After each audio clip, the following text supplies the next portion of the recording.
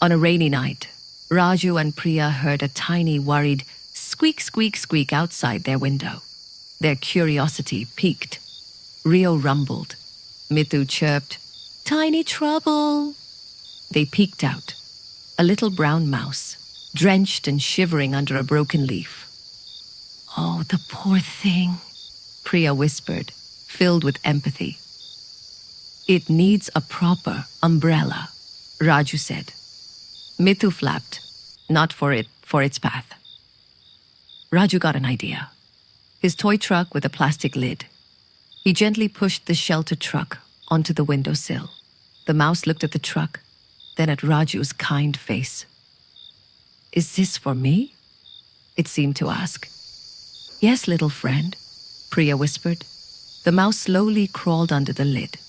Perfect fit. It stopped shivering. It looked up, its nose twitching. Then it let out a tiny, happy squeak-squeak giggle.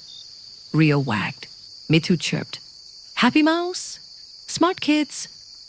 The mouse was now warm and dry, wiggling its nose playfully. They had made a big impact with a tiny helper. Later in bed, Raju smiled, remembering the mouse's grateful giggle.